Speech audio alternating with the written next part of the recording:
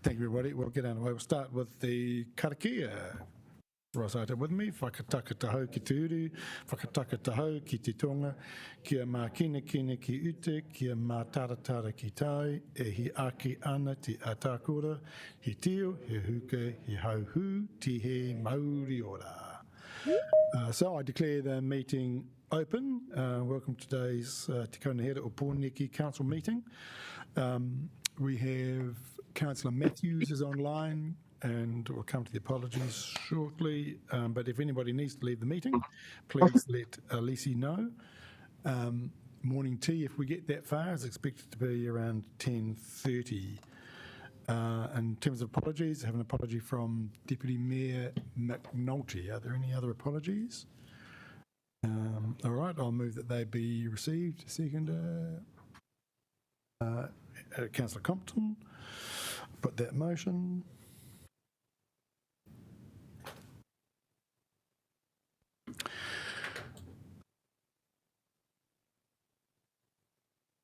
And Councillor Chung.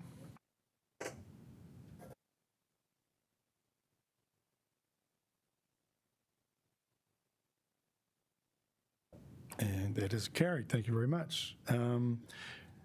Just to acknowledge, in terms of members of the public, we have Massey University journalism students with us this morning, so to observe democracy in action at local government level. So we hope you like what you see. Anyway, welcome, and nice to see you all here.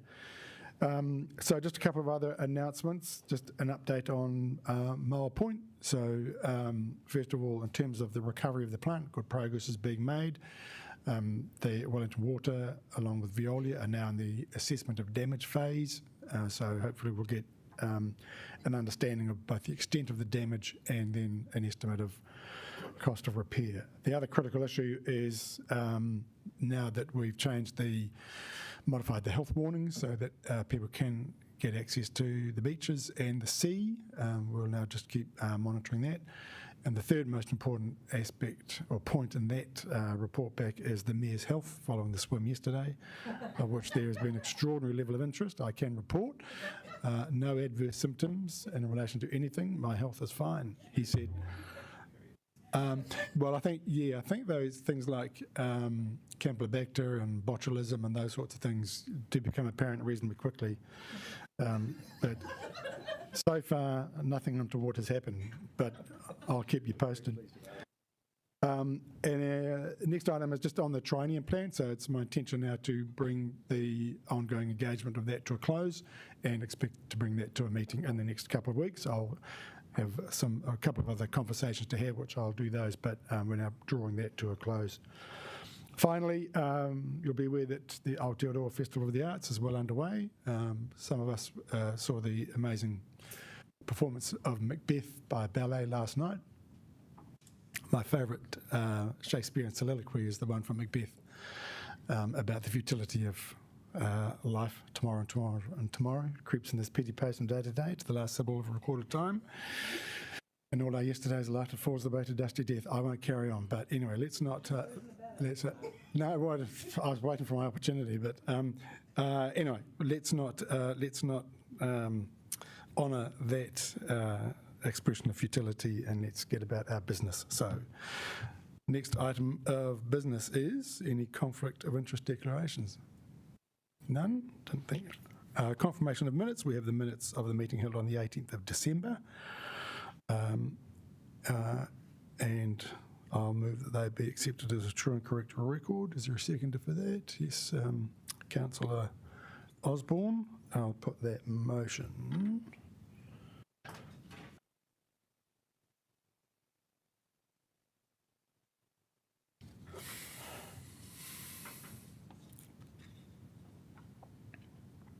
And that is carried. There is no public participation. And so we'll go straight to the governance statement for 2025-2028 triennium. I'll ask Ms. Puata to come to the stand.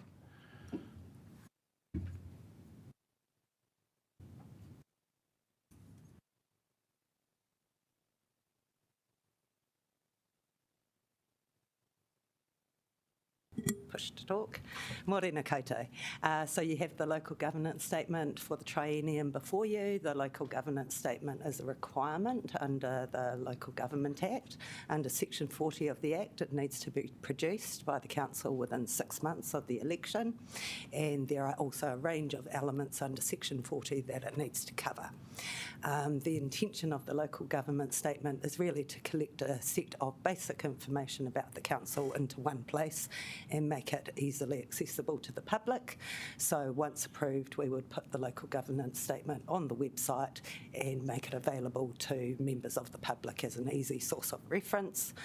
The current version that you have before you is very similar to the previous local governance statement that was produced last triennium, but obviously the content of it has been updated to reflect current arrangements. And I can confirm that it addresses all the elements expected under Section 40. Thank you. Opened it for questions for Ms. White now. Can I there's just a couple I have, which I think might be issues that can be addressed under the proposed delegated authority for the Mayor and Chief Executive to make amendments. One is just on this paragraph, or Section 3 in the text of the document on page 5 of that document, page 15 of our diligent document. There's a statement there that says, the Mayor is elected by the city at large, whereas councillors are elected in Wellington by location-specific areas of the city called wards. The exceptions, of course, the Te Whanganui-a-Tara ward member, which is effectively citywide. It makes that point later in the document, but that probably just needs to be corrected. Sure. If you're agreeable, if you think that that's the right thing. Agreed. There was another one I had. The only other question I had was, there's a list of the bylaws that will need their 5-year review after being initially passed, and just can you confirm that that has been scheduled in our work program for the year? Yeah, they will be scheduled in the work program and presented to the committees through the work programs. Okay. Yeah. Does anybody else have any questions? I'll just find the one other bit that I thought probably could do with a tidy up. Councillor Foon. Yeah, kia ora. I just want to check if the Mayor has indicated that there may be a rearrangement of positions at the 18-month mark. So what is the process? Will we have to update the plan via a committee sign-off? Also the Code of Conduct, I see that's likely coming through as a change. So what is the process for updating those changes? So this document flags that the Mayor's stated intent of updating arrangements at 18 months, and we're suggesting that that's all that it needs to do. In terms of process, I would expect that the changes probably need to come back through, updates to the local governance statement to reflect those changes at the time need to come back through council. Great, thank you. Thank you. Code of Conduct? Code of Conduct. So the Code of Conduct and Standing Orders, there is a bill currently before Parliament, the Local Government System Improvement Amendment Bill, which sets out some proposals for changes around local government. And one of the changes is in the areas of standing orders and code of conduct. So the expectation that a set of standing orders will be produced alongside that bill, and a code of conduct will be produced alongside that bill, that all councils across the country will be expected to adopt effectively. The timing for that bill is, as is with all legislation in Parliament, unclear. It was before Select Committee towards the end of last year and reported back in November. So it's now awaiting its second reading in the House. In order to be passed, it would need to have a second reading, go through Committee of the Whole, third reading and Royal Assent. So those are all parliamentary processes it would need to get through. At the moment, it's currently number 42 on the order paper. So in terms of priority, that's signalling, that it's not the top priority at the moment. Thank you. Also, Ms. Potter, on page 16 of the document, page 29 of our diligent papers, the reference to Te Ake Metro Water Limited, would you agree that the sentence that says council has agreed to establish a new water services council controlled organisation should actually incorporate reference to the other councillors who have also agreed to establish Te Ake? That is acknowledged again further in the document, but I just thought that's an editorial change that might fit. And if you agree that that would fall under the delegated powers for myself and the Chief Executive, then we can do that. I think it probably would, and the reason that I think it would is because, as you say, it's signalled later on in the document, so it's just about reflecting it in two places. Yeah. Any other questions for Ms. Pawatu on that? No other questions? Oh, sorry, Councillor Randall. Just a very small matter in terms of Te Ake Wai again. I just recall asking a question about Te Ake Wai's name when they gave a presentation to us last week, and they confirmed that their name is Te Ake Wai. It's not Te Ake Wai Metro Water. I just wondered if you could check that the information is correct on that matter. Sure. I mean, what we've reflected in this document is what we understand the technical name to be, but we'll double check. And again, I think that that's a change which could be dealt with under the delegation. The only other one identified too was the reference to Sky Stadium, which it is Sky Stadium today, but next week it won't be, so we might just acknowledge that it's about to change its name. All right, any other questions? If there are none, I will. I'm going to move it. Is there a seconder for that? Yes, Councillor Al-Rubai. The only comment I would make is just to draw attention to some editorial changes that were flagged in the questions, and I'd expect that that will fall under the delegated power that is incorporated into this resolution to make those changes. Councillor Al-Rubai, do you wish to speak? No, thank you. Okay. Is there any other debate? Yes, Councillor Calvert. Sorry, it's just on that question about Sky Stadium. My understanding is the agreement finished at the end of 2025, so it's probably its legal name may well have reverted back. So it may well be an editorial change because I don't believe Sky Stadium applies from this year. I think the document refers to the legal name of the trust and then the trading name, which they describe as Sky Stadium. So that can now change to Henry Stadium, or whatever Henry chooses to call it. Yeah. All right. Any other debate? There'll be no. I don't wish to exercise my right of reply, so we will just go straight to the vote. Please vote.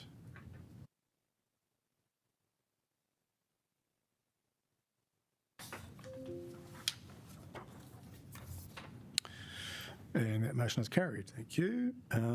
Next item is the Wellington Regional Triennial Agreement. Get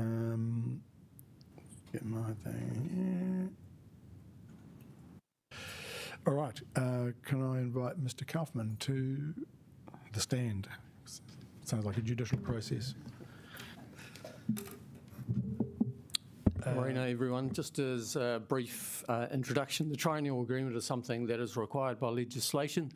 It's quite simple. It's an agreement with other councils in your region on protocols for how we will work together and what we will work on. And the details are all on the paper, so I'll leave it there and take the paper as read. Happy to answer questions. So, any questions for Mr. Kaufman? Yes, Councillor Calvert and then Councillor Foon. I'm just making sure that it does reflect the agreement that we signed off a couple of weeks ago about working with the region about regionalisation and amalgamation, or is that something not normally covered? Yes, those are exactly the kind of things that it does cover. So areas of joint work that it identifies in the agreement is the shared services and governance structures that you collectively agreed on 5th of February. It also calls out the reform program that is currently underway, so working together on that, as well as other areas which are considered regionally significant. Things that are called out are climate change, economic development, spatial planning, and cost-effective service delivery. Okay, thank you. Councillor Foon. Yeah, just a couple of questions, thanks. The Wellington Regional Waste Management and Minimisation Plan, so that was put in. Was there any reason why it hadn't been in previously? can't speak to previous iterations, and the content of what appears in the agreement comes from the mayoral forum. So I can't necessarily speak to that, but the mayor might be able to address that particular question. I'm sorry, I'm none the wiser, to be You're honest. new. You're a newbie. Yeah, exactly. Yeah, I can't speak to historical issues. Bez is more historical than I am, so Okay, maybe one more historical issue. The Regional Emissions Reduction Plan 2024 to 2030, that will be, I'm assuming that will be reported to through the climate work that's ongoing? Correct. So climate change is called out as an area where they want to focus, and there would be some work in that space. Yeah. Great, thank you. And Councillor, any other questions for Mr. Kaufman? No, there isn't. All right. I will move adoption of the plan. Any seconder for that? Yep. Councillor Foon. I have nothing to add by way of debate. Councillor Foon, you wish to? Yeah, just a request. I've been enjoying the process of regular feedbacks on the regional committees or our takahere, so really want to thank the leadership for that.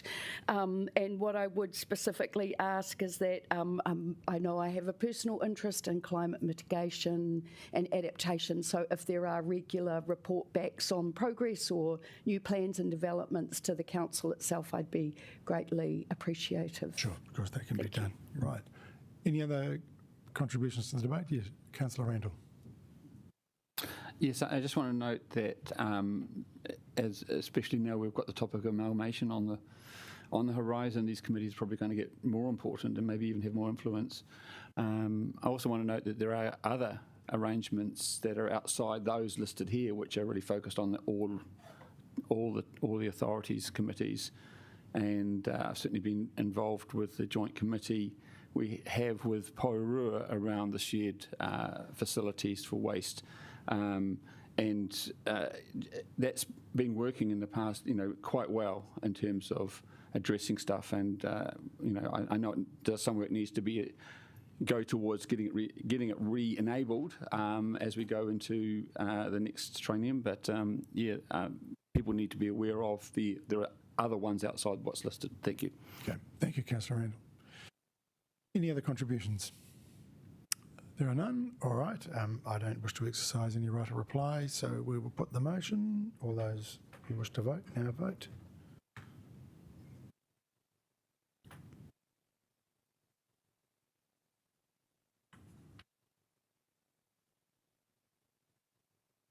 And that is carried. Thank you.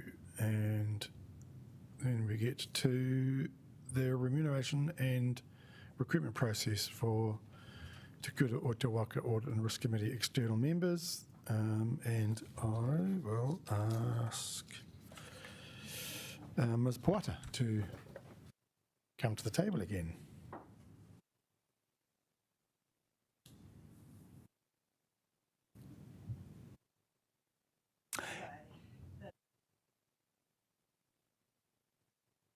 Oh, again. Kia ora anō. So you currently have vacancies for 2 independent members of the Audit and Risk Committee. One of those is the chairperson. This paper sets out a proposal for remuneration for both of those independent members, and also asks that you approve the use of Jackson Stone as a recruitment company to be able to get us through a successful recruitment round. The vacancy for the independent member has been open on that committee for quite some time, so since December 2024.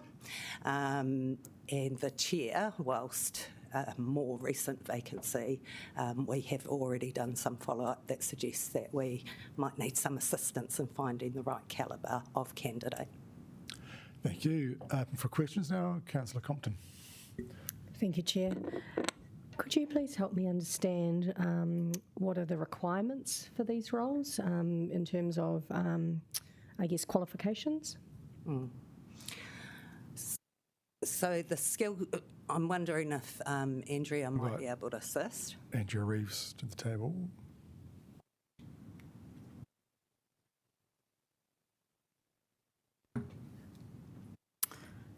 Morena koutou. In terms of the skill sets that we're looking for, what we're wanting is someone that has both local government experience and understanding of risk frameworks, and has experience in audit, both external and internal audit. So those are the primary skill sets that we're looking for. That said, the process will go through an interview process similar to what is done through all of the CCO directors currently now, and obviously the calibre and how those people will work with the existing members of the ARC, and the skill sets that existing members of the ARC bring to the table will also be considered as well. Councillor Compton. I'll just have a follow-up, thank you. Given that one of those positions has been vacant for considerable time, have we got an alternative path to either promote or use a different agency?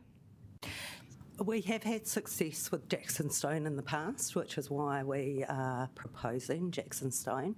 The vacancies will be also advertised as usual, we would expect.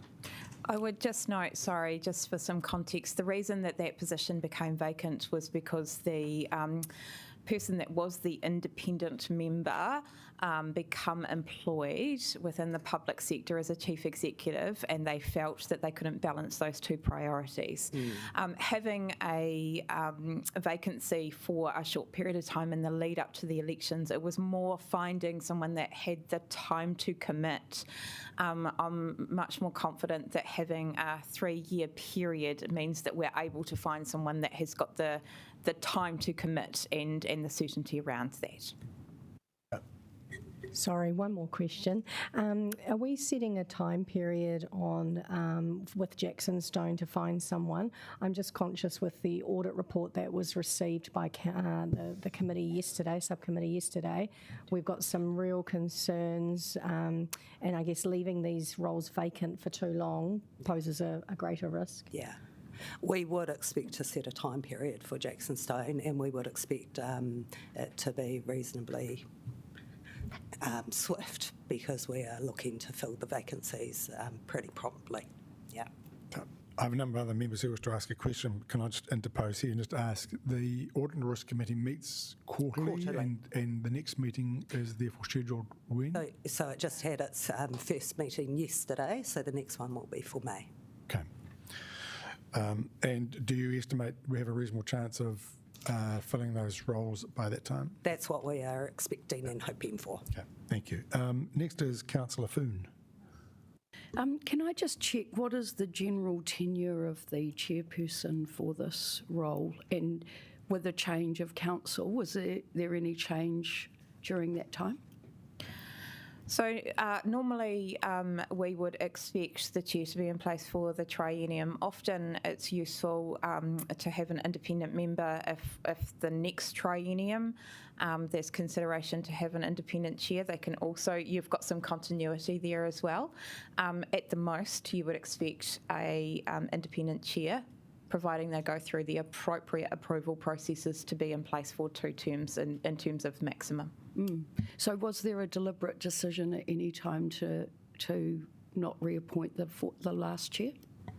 The last chair was here for a period of about 4 years, and so just following good process in terms of, while they hadn't done 2 terms, they had spread over 2 triennia, and it's just good process to test the market. Of course, the previous member may wish to apply through this process as well, so that's an open to them.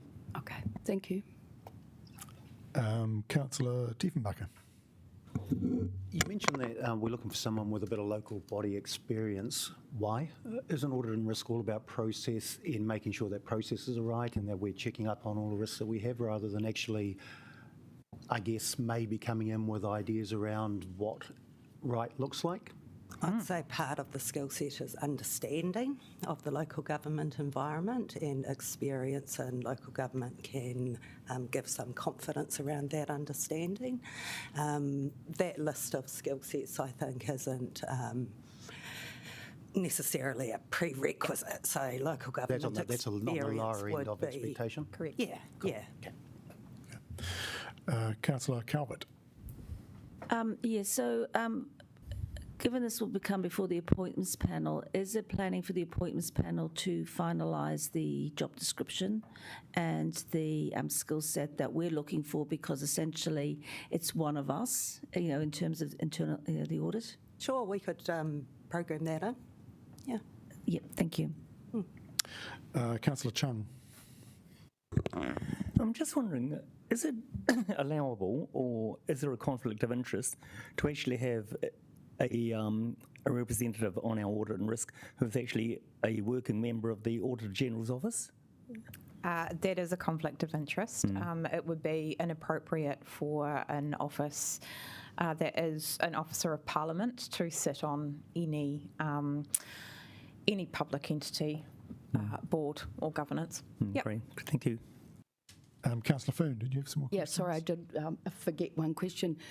What would the rough ballpark, given it will be commercially sensitive, figure for Jackson Stone to help us find a candidate? So it's not without cost, but when we assess the need to find really quality candidates, we think that the cost is reasonable. I think it is commercially sensitive what we might expect to pay, but we've assessed it and think that it is reasonable in the circumstances. Okay, thank you. I'm sure that once the process is finished, the cost of running the process can be disclosed. But I think there is that question about when we want an independent chair, an independent member, you don't want the organisation who's seeking a level of independence to be the one appointing. Yep. So having one step removed, in this case consultancy like Jackson Stone doing it, helps with greater assurance around independence of appointment. Yeah. And can I just note, Mr Chair, there is a cost to the council and council staff doing it directly also. Sure. So it's not without cost if we do it. Yep. Yeah. All right, no other questions. I will move the recommendations. I wonder whether Councillor Matthews, you're happy to second? Yes. Thought you would. All right. I think that was a yes, yeah. So look, I have nothing to add to the paper. I think this is the right thing to do. We're trying to get an independent chair and an independent member. It's very important for the functioning of that committee. So I think we've heard from in the responses to the questions, we understand the range of skills and talents that we're looking for, and I have confidence that the consultant engaged will be capable of doing that. Councillor Matthews, do you have anything you wish to contribute? Briefly to say we are doing the best that we can without the independent chair or the independent member in place, and we had a very good meeting yesterday. So just in terms of those concerns raised by a couple of councillors, we will do the very best we can to give these issues the scrutiny that they require in the meantime. Thank you. I should add that we are being well served by the Deputy Chair of the Audit and Risk Committee, if yesterday's meeting is anything to go by. Any contributors to the debate? Councillor Foon. Yeah, I just would like to thank Chair Bruce Robertson for his work on the ARC committee for the past 4 years. Thank you. Thank you, Councillor Foon. Councillor Compton. Thank you. I think all I really want to add to this debate is that it is critical that we get these vacancies filled, given the issues that were raised yesterday, and to set ourselves up for success moving forward. These roles are essential and they help guide the committee, and we must recruit appropriately. Yep. Thank you. Thank you, Councillor. Councillor Randall. Yes, I just want to, as previous Deputy Chair of Audit and Risk, I just wanted to comment a little bit about the need for the technical expertise that we have on this particular committee, and in answer to some of the questions. When the council operates, it operates under its own legislation, which is the Local Government Act and several other acts as well. So we're not a normal commercial business from how we can handle our finances, and that affects the audit process. The annual plan, and particularly the long-term plan external audit, is required to be and is very extensive. And having someone on this committee with some background in knowing what's happening and what good looks like is very important for us, for it not just to be good, but also timely, because you can spend a lot of time trying to work out what's supposed to happen if you don't know what you're doing, and that was my experience. So I just wanted to make those notes in support of this, of getting these people on board. Thank you. Thank you, Councillor. Councillor Calvert. Yeah, having previously been chair of Finance, Audit and Risk, which was a bit of a mouthful, it was quite a long, quite a broad scope of that committee. I do support having an independent chair and someone who brings in that those audit skills in particular. I think we're developing our risk management, but for me, it's really that audit and assurance, because as we've seen, and more so recently, we've seen there have been issues within our organisation around that. So, but I'm really keen to ensure that the appointments panel is actually involved right at the start, not at the end of the process, so that we do inform what we are actually looking for and finalise that job description essentially and the instruction to Jackson Stone before recruitment gets underway. Thank you. Okay. Thank you, Councillor. Any other contributions? All right. I will, in terms of right to reply, look, the only thing I would add is I agree with councillors who say it is important we fill these roles. I think what's important too is that we fill the roles with people who, because they come from outside the organisation, challenge the organisation, challenge us, and challenge relevant officers as well, not in a disruptive way, but in order to ensure that we don't fall into the trap of groupthink, and that assumptions are tested and what have you. So that's the critical role I see. Certainly the independent member playing. The independent chair is about providing assurance about the quality of the processes that we use. Councillor Matthews, did you wish to add anything? Good, thank you. Very good. I shall put the resolution. Please now vote.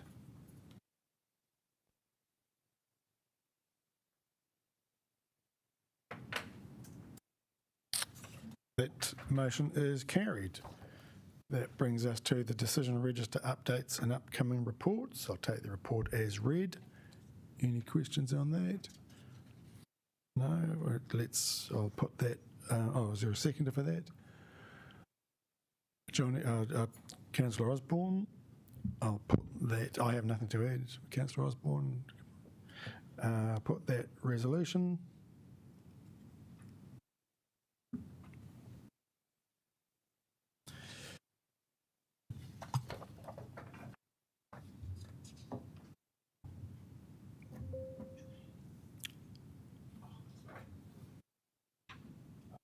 No, it's okay. Right.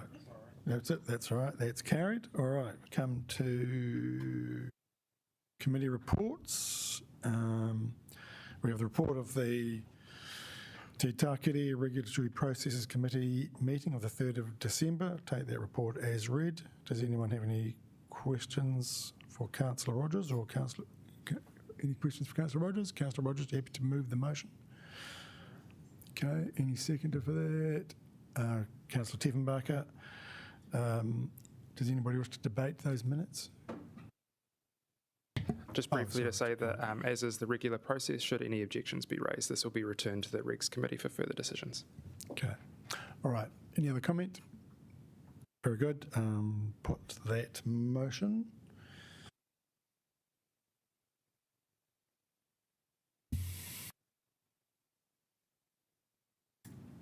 That is carried. And then we have the report of Te Hui Matua City Strategy Delivery Committee of the 5th of February.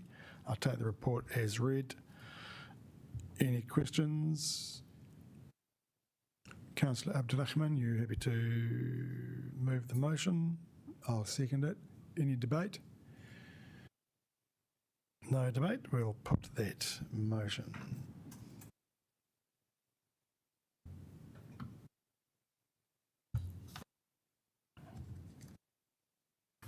And that is carried. That, would you believe, concludes the meeting. We'll conclude with our karakia mutanga.